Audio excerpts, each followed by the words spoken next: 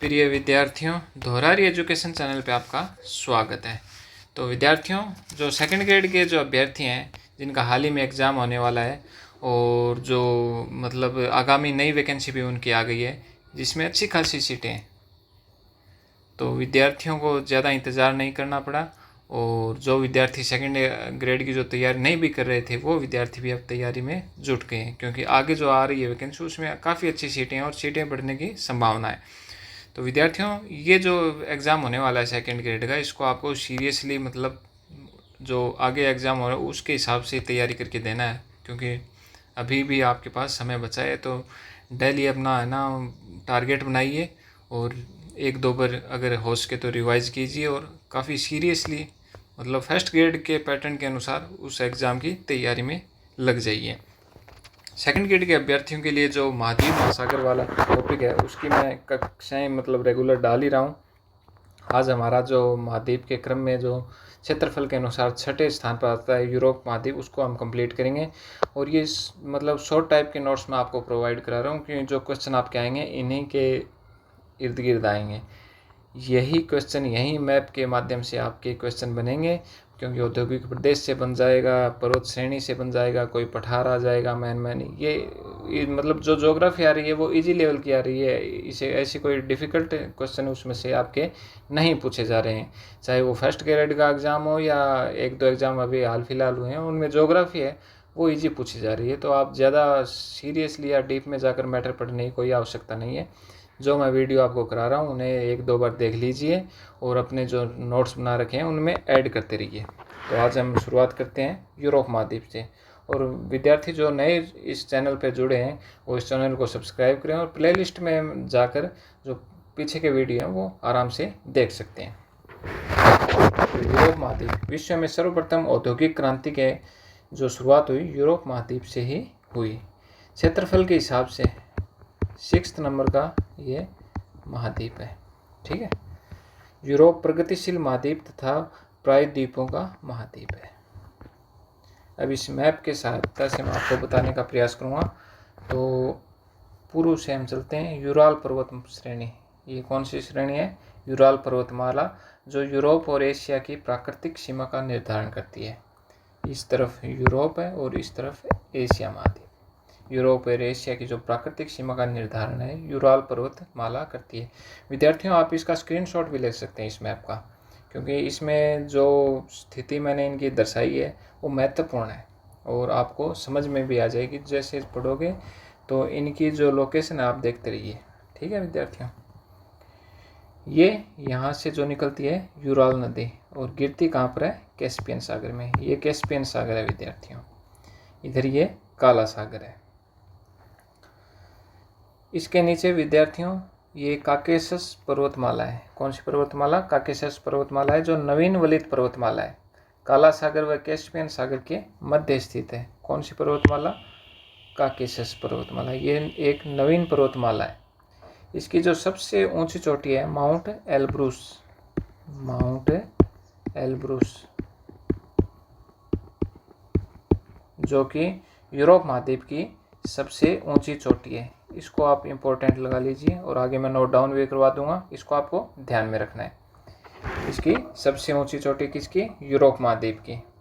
इसके बाद आप आ जाइए यहाँ पर, ये कौन सी श्रेणी है? आल्प्स पर्वतमाला। कौन सी? आल्प्स पर्वतमाला। ठीक है, ये यहाँ पे आल्प्स पर्वतमाला, आल्प्स पर्वतमाला है। यह भी नवीन वलित पर्वत है और इसकी सबसे ऊंची चोटी माउंट ब्लॉक, माउंट ब्लॉक, जो मैं आपको नोट डाउन करवा दूँ, माउंट ब्लॉक। इसके बाद यहाँ पिनेरीज पर्वत है, जो फ्रांस व स्पेन की प्राकृतिक सीमा बनाता है। ये है यहाँ पिनेरीज पर्वत है, जो फ्रांस व स्पेन की क्या बनाता है? प्राकृतिक सीमा। इसके बाद आप ये यहाँ देखिए स्कैंडिनेविया पर्वतमाला। यहाँ पर लेफ्ट जनजाति निवास करती है। यहाँ जैसे नॉर्वे, स्वीडन, स्कॉटलैंड और डेनमार्क जैसे कंट्री हैं, ये यहाँ पर आ जाते हैं। ये जो खुशहाल देशों की श्रेणी में इंडेक्स में ऊपर रहते हैं वो देश है। नॉर्वे हो गया, स्वीडन हो गया, स्कॉटलैंड हो गया, डेनमार्क हो गया, ये इनके मध्य ये स्कैंडिनेविया जो श्रेणी है ये स्थित है। इसके बाद आप देख सकते हैं पिनाइन पर्वत है, पिनाइन पर्वत है ब्रिटेन के अंदर, ये यहाँ ब्रिटेन है। लोकेशन आप ध्यान में रखिए स्टूडेंट, क्योंकि ज्योग्राफी बिना मैप के नहीं पढ़ी जा सकती।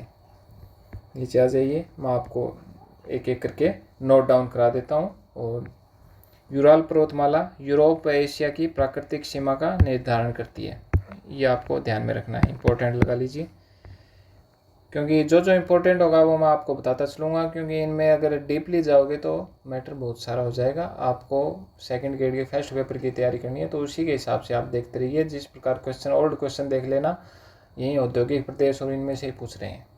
काकेशस पर्वत, ये भी नवीन फलित पर्वत है। काला सागर, इसकी स्थिति आपको ध्यान में रखनी है, काला सागर और कैस्पियन सागर के मध्य। इसकी सबसे ऊंची चोटी माउंट एल्ब्रूस, जो यूरोप महाद्वीप की सबसे ऊंची चोटी है, 5642 मीटर इसकी ऊंचाई भी आपको ध्यान में रखनी है।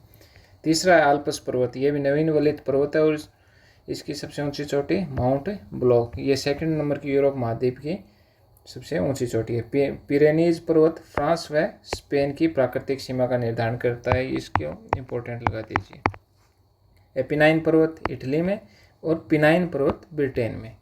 जूरा पर्वत फ्रांस व स्विट्जरलैंड के मध्य। कौन सा पर्वत? जूरा पर्वत, ये देखिए यहाँ पे, ये जूरा पर्वत, इसकी लोकेशन देखिए कहाँ स्थित है। जूरा पर्वत फ्रांस व स्विट्जरलैंड के मध्य। वासजेज या वात्सेज फ्रांस में व्रंसोत पर्वत है, इसको इंपॉर्टेंट लगा लेना। वासजेज व वात्सेज इसको कहते हैं, फ्रांस में ब्रंसोत पर्वत का उदाहरण है, मतलब भ्रंश की क्रिया से ये बना है। ब्लैक फॉरेस्ट ओडेनवाल्ड पर्वत जर्मनी में स्थित है, ये भी आप इंपॉर्टेंट लगा लेना।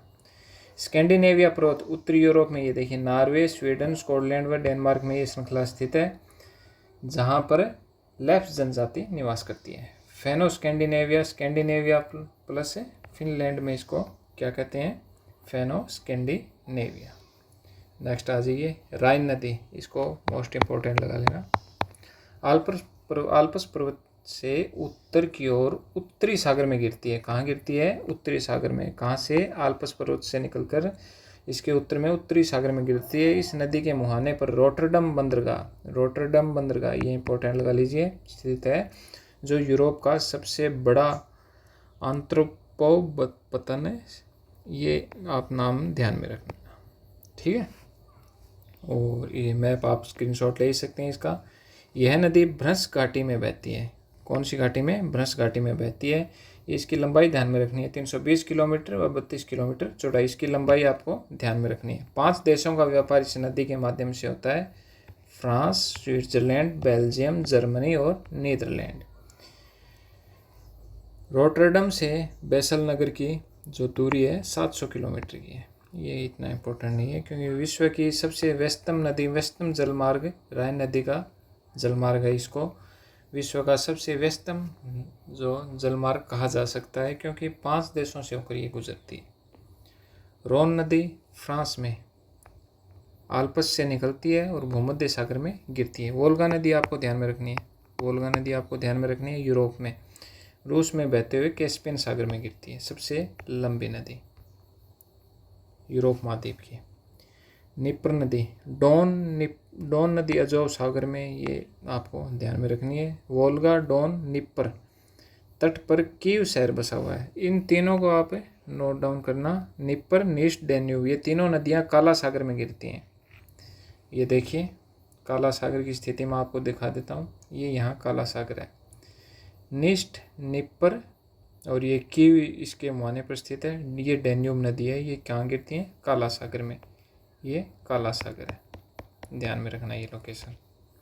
आगे आ जाइए, आप साथ में स्क्रीनशॉट लेते हुए चलें। इसके बाद डेन्यूब नदी ब्लैक फॉरेस्ट पर्वत से निकलकर पूर्वी यूरोप में बहते हुए काला सागर में गिरती है। इस नदी क्षेत्र को कृषि यूरोप, हरा यूरोप कहा जाता है। डेन्यूब नदी, ये ध्यान में रखना आपको, इसको इम्पोर्टेंट लगा लीजिए। तट पर वियना ऑस्ट्रिया की राजधानी स्थित है, ठीक है।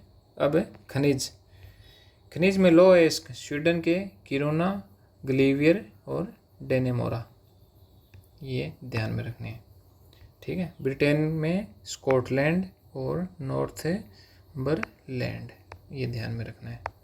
एक जर्मनी का सार क्षेत्र आपको ध्यान में रखना है, सैक्सोनी और सार क्षेत्र। स्पेन में विल्बाओ क्षेत्र, ठीक है। फ्रांस में एक लोरेन आपको ध्यान में रखना है, कहाँ स्थित है, फ्रांस में, और नॉर्मंडी। कोयला लंकाशायर क्षेत्र ब्रिटेन में, राइन नदी घाटी क्षेत्र जर्मनी में। कोयला नदी भी यहाँ इसको कहते हैं रूर क्षेत्र जर्मनी, ये आपको ध्यान में रखना है कोयले के लिए, ठीक है। 50 डिग्री उत्तरी अक्षांश के सहारे लंकाशायर ब्रिटेन से डोनेट्स बेसिन यूक्रेन तक कोयला की पट्टी पाई जाती है, जहां यूरोप महाद्वीप की सबसे अधिक जनसंख्या का संकेंद्रण हुआ है। ये ऐसे नॉर्मली आपको ध्यान में रखना है, ठीक है। नीचे आ जाइए, यूरोप के औद्योगिक प्रदेश, ये यहाँ उत्तरी आयरलैंड है और ये आयरलैंड गणराज्य है। ये स्कॉटलैंड, पहला औद्योगिक क्षेत्र कौन सा है, स्कॉटलैंड, दूसरा लंकाशायर, तीसरा मिडलैंड और औद्योगिक क्षेत्र बर्मिंघम, चौथा लंदन औद्योगिक प्रदेश, लंदन में टेम्स नदी या थेम्स नदी के तट पर, ठीक है। ये मैप है, इसका स्क्रीनशॉट ले सकते हैं आप, ठीक है। नीचे आ जाइए, स्कॉटलैंड औद्योगिक प्रदेश, ग्लासगो, ग्लासगो आपको ध्यान में रखना है, इंपॉर्टेंट लगा लीजिए, ग्लासगो जलयान उद्योग, शिप बिल्डिंग। एबरडीन ध्यान में रखना है, जलयान उद्योग। डंडी पटसन व जूट उद्योग, ये तीनों आपको ध्यान में रखने हैं, ये इंपॉर्टेंट लगा लीजिए। फिर लंकाशायर, ये आप देख लेना, कपास के आयात के आधार पर सूती वस्त्र उद्योग का विकास हुआ है। लंकाशायर सूती वस्त्र उद्योग की जन्मस्थली, इंपॉर्टेंट लगा लीजिए इसके। सेकेंड विश्व युद्ध के बाद पतन इसका प्रारंभ हो गया। प्रमुख केंद्र Liverpool, Manchester, Sheffield, Leeds, important है ये सूती वस्त्र उद्योग के लिए। और शेफील्ड जो है कटलरी उद्योग, कांटा, चम्मच, कैंची आदि के लिए। डर्बी, डर्बी आपको ध्यान में रखना है, वायुयान व ऑटोमोबाइल, मोटर गाड़ी से संबंधित उद्योगों का विकास यहाँ हुआ है। फिर मिडलैंड, काला प्रदेश भी इसे ब्लैक कंट्री कहते हैं। बर्मिंघम, लो इस्पात, पीतल, तांबा, बर्मिंघम आपको इंपॉर्टेंट लगा लेना है। तो विद्यार्थियों, यहाँ मैं जो फैक्ट है वो बताते हुए आपको चल रहा हूँ, और स्क्रीनशॉट के माध्यम से आप इनका ले लीजिए और अपने नोट्सों में नोट डाउन करते रहिए, क्योंकि 2-4 प्रश्न जो बनेंगे वो इनमें से आ जाएंगे। बाकी जो इसके अलावा प्रश्न बनेंगे तो उनका कोई इलाज नहीं है, उनके लिए आपको कोई ग्रंथ पढ़ने की जरूरत नहीं है। लंदन टेम्स नदी के तट पर बसा हुआ है। जलयान उद्योग, वायुयान उद्योग, पोशाक निर्माण, इंजीनियरिंग उद्योग का सामान व पेट्रो रसायन का विकास यहाँ हुआ है। फिर बेलफास्ट नगर लीलन वस्त्र की राजधानी, ये आपको ध्यान में रखना है, बेलफास्ट नगर लीलन वस्त्र की राजधानी। नीचे आ जाइए, इसका स्क्रीनशॉट आप ले सकते हैं। इसके बाद निम्न भूमि औद्योगिक प्रदेश, एम्स्टर्डम औद्योगिक प्रदेश, ये देखिए यहाँ, ये रही लोकेशन, ठीक है। एम्स्टर्डम हीरा कटिंग व जलयान उद्योग, इसको इंपॉर्टेंट लगा लीजिए। रोटरडम जलयान उद्योग, रोटरडम बंदरगाह भी है। चालकोई बेल्जियम में स्थित है। एंटवर्प, इसको भी इंपॉर्टेंट लगा लीजिए, बेल्जियम में हीरा उद्योग का विकास हुआ है। फिर सांब्रे कैंपाइन औद्योगिक प्रदेश, बेल्जियम व फ्रांस में, ध्यान में रखना है आपको। प्रमुख जो केंद्र है लीज नगर, लीज नगर जो बंदूक, पिस्तौल, लो इस्पात, ठीक है। राइन जर्मनी में लो इस्पात उद्योग का विकास। एसेन या आसेन नगर लो इस्पात के लिए। डार्टमोंड नगर लो इस्पात, कोलोन नगर ये इतने इंपॉर्टेंट नहीं है कोई। फ्लैंडर्स औद्योगिक प्रदेश, फ्रांस व बेल्जियम में सूती वस्त्र, इसमें आपको जो ध्यान में, ये ऊपरी नज़र से आप इनको देख लेना। रोम है वो टाइब नदी के तट पर स्थित है, इंपॉर्टेंट लगा लेना। लोरेन औद्योगिक प्रदेश, फ्रांस में लो इस्पात उद्योग का विकास। पोगाडी औद्योगिक प्रदेश, इसको इंपॉर्टेंट लगा लेना, ये आप देख लेना, इटली में। मिलान नगर ध्यान में रखना है, सूती वस्त्र, ऊनी वस्त्र व सिल्क उद्योग के लिए। और ट्यूरिन या ट्यूरिन नगर इटली का, डेट्राइट, इंपॉर्टेंट लगा लेना, ठीक है। रोन घाटी औद्योगिक प्रदेश, फ्रांस में शराब उद्योग का विकास, ये आपको ध्यान में रखना है। ऊपर जो मैप है उसको देखते हुए आप इनको ध्यान में रखना।